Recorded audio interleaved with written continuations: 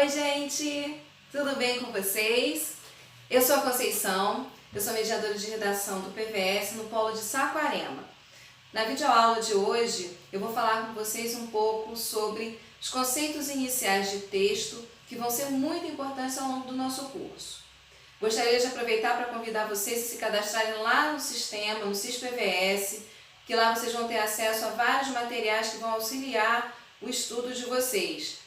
Estarão disponíveis as apostilas das disciplinas. Além disso, a gente também está disponibilizando materiais adicionais sobre todas as disciplinas. Qualquer dúvida que surgir com relação a esse material ou mesmo com relação ao conteúdo da apostila, vocês podem entrar em contato com o mediador do polo de vocês para tirar esclarecimentos, para tirar dúvidas. Tudo bem? Bom, na aula de hoje a gente vai responder a 3 perguntas importantes sobre esses conceitos iniciais de texto. O que é texto? Como usar a linguagem adequadamente para produzir os nossos textos? E como ampliar o conhecimento de mundo que nos ajuda a produzir textos? Essas 3 perguntas precisam ser respondidas para que nós consigamos repensar nossa maneira de escrever e de produzir os nossos textos. Por exemplo, esse texto que está lá na página 9 da nossa apostila, no capítulo 1, por que ele não pode ser considerado um texto se ele é formado por palavras, por frases e aparentemente ele forma um parágrafo? Mas ele não é texto. O que nós precisamos considerar na hora de escrever a nossa redação para que ela se transforme num bom texto, né? A primeira coisa a considerar é o que é texto, qual é a definição de texto que responde a todos esses questionamentos. A definição de texto é simples. Texto é toda a unidade linguística e semântica de comunicação. Mas a gente precisa entender algumas das palavras-chave presentes nessa definição para conseguir seguir adiante. Texto é uma unidade, ou seja, significa que precisa haver uma relação entre as partes. As palavras, as frases e os parágrafos precisam formar um todo, precisam comunicar. Além disso, o texto é uma unidade linguística, ou seja, a gente precisa empregar uma linguagem específica. No nosso caso, é a língua portuguesa. E essa linguagem, ela vai garantir a coesão que o texto precisa ter. O texto também é uma unidade semântica, ou seja, ele precisa ter sentido. Nós temos o propósito de comunicar um conteúdo, então nosso texto precisa ser coerente para quem vai receber. E por fim, o texto é uma unidade de comunicação, ou seja, é necessário haver uma interlocução. É preciso haver quem fala ou escreve e quem vai ler ou ouvir. É preciso haver o locutor e o receptor, certo? Considerando essa definição de texto, então, a gente vai entender por que não é qualquer sequência de palavras, qualquer junção de frases ou qualquer bloco de texto, de palavras que vai formar um texto. É preciso que haja unidade, é preciso que haja coerência, coesão e é preciso comunicar. Bom, o processo de comunicação ele está constituído de alguns elementos importantes de serem considerados. Deem uma olhada na página 9 da apostila de vocês, que vocês vão encontrar essa figura que representa o processo comunicativo. A gente vê nessa figura o emissor, que é quem fala ou quem escreve, o receptor, que é quem vai ler ou ouvir a mensagem. Essa comunicação precisa da mensagem, precisa do código, o canal, que é o meio de transmissão, pode ser a televisão, o telefone ou a folha de papel, no caso da redação do vestibular, e o referente, que é o assunto ou o tema sobre o qual a gente vai falar. Muito bem, isso aqui mostra pra gente que todos esses elementos precisam fazer parte da comunicação. E a mensagem ela só vai ser concretizada por meio de um código, ou seja, por meio de uma linguagem. No nosso caso, a língua portuguesa. Se a linguagem é tão importante nesse processo de comunicação, a gente precisa conhecer bem a linguagem e aplicar bem a linguagem.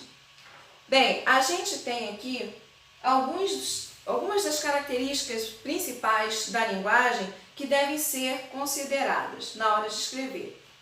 A linguagem ela pode ser verbal ou não verbal. Linguagem verbal é quando a gente se comunica por meio de palavras. Linguagem não verbal são outras formas de comunicação, como, por exemplo, as imagens. A linguagem escrita e a oral diz respeito à forma de fixar a linguagem. Eu posso colocar a linguagem em algum papel, por exemplo, eu posso imprimir, né? Então eu tenho a linguagem escrita, ou eu posso falar, e aí eu tenho a linguagem oral. Existem diferenças consideráveis entre a linguagem escrita e a linguagem oral. A gente, por exemplo, usa a língua portuguesa tanto para escrever quanto para falar. Mas a fala, ela tem regras que são diferentes da escrita. Na fala, por exemplo, eu uso gestos, os tons de voz, eu posso usar expressões faciais, as pausas, tudo isso ajuda a minha comunicação oral. Na escrita eu não posso empregar esses recursos. Na escrita eu tenho que usar as palavras, os sinais gráficos, tenho que usar os sinais de pontuação, tenho que respeitar as regras de escrita, de formação de texto, para que o meu texto fique bem escrito. Além disso, a linguagem do texto, ela pode ser uma linguagem mais técnica ou uma linguagem mais artística.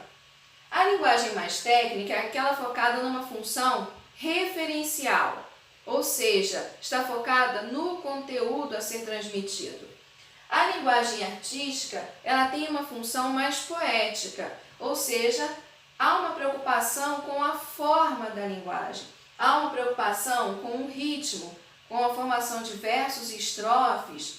No caso da publicidade, por exemplo, vai haver preocupação com o tamanho das letras, com as cores, com a organização das palavras numa página.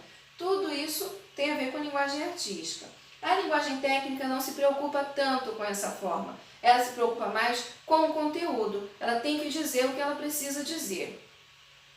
Além disso, a gente pode empregar uma linguagem mais impessoal ou uma linguagem mais pessoal.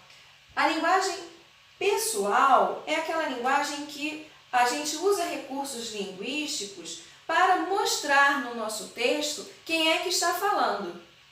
Eu, por exemplo, o tempo todo estou usando uma linguagem pessoal para me comunicar com vocês. Por quê? O tempo todo eu digo eu uso palavras que combinam com esse eu, verbos, pronomes e etc. E eu construo a minha mensagem por meio de uma linguagem pessoal. A linguagem impessoal é aquela em que eu não digo eu, não uso nenhuma palavra que combina com esse eu. Por exemplo, eu não digo eu acho, eu penso, esta é a minha opinião. Isso não pode aparecer numa linguagem impessoal.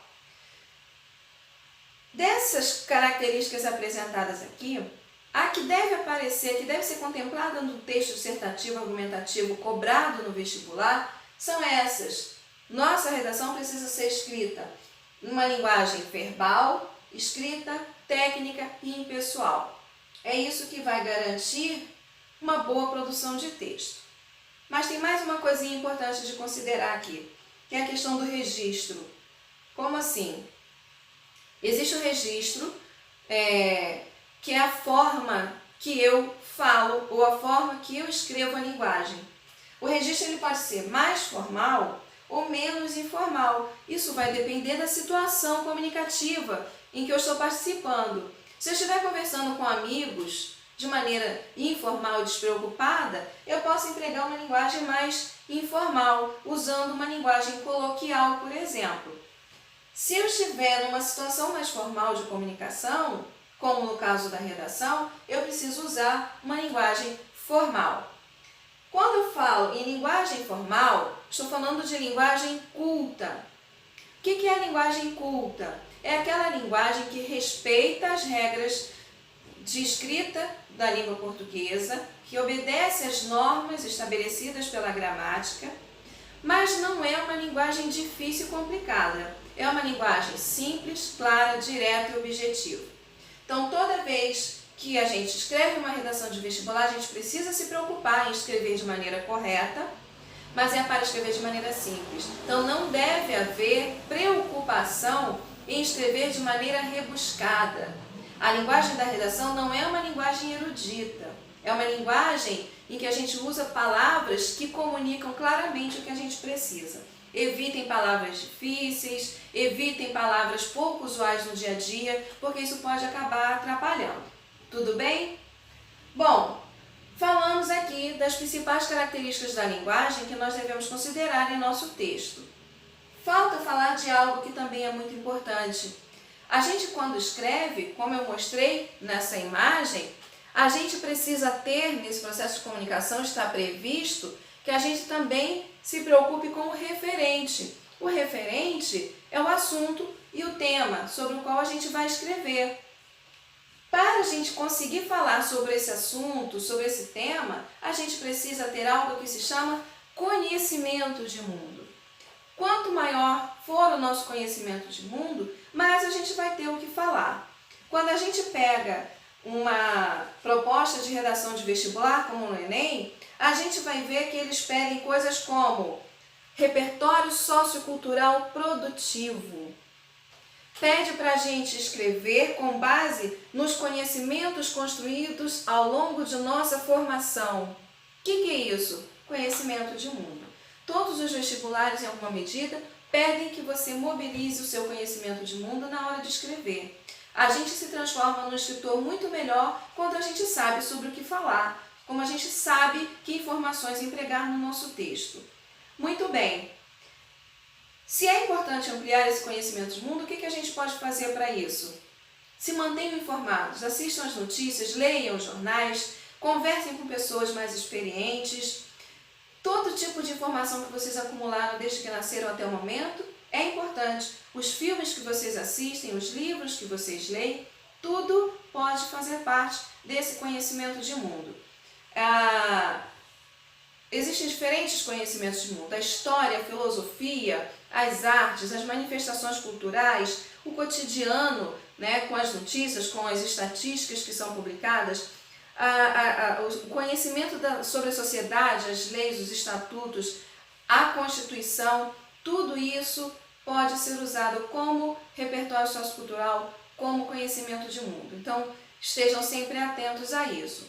Mas eu queria fazer uma observação. Quando eu falo que é preciso ampliar o conhecimento de mundo, não é só ter contato com a informação. Muitas vezes a gente lê algo e logo esquece. A gente toma conhecimento da existência de algo e não funciona. É preciso que essas informações que chegam na gente, elas sejam refletidas, analisadas, pensadas. A gente deve pensar como que essas informações repercutem no nosso dia a dia, como elas influenciam a nossa sociedade, como que a história ajuda a explicar esses fatos.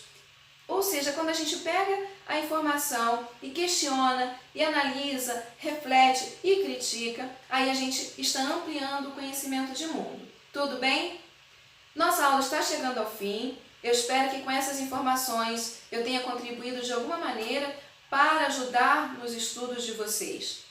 Qualquer dúvida adicional que vocês tenham sobre esse assunto, vocês podem consultar o mediador do polo de vocês. Acessem a apostila, leiam o capítulo 1, que lá tem tudo muito mais explicadinho, com muito mais detalhes. Nós temos exercícios que vocês podem fazer e tudo mais. Durante esse período de recesso, mantenham-se protegidos até que as nossas aulas comecem normalmente, tá bem? Bons estudos para vocês, até a próxima!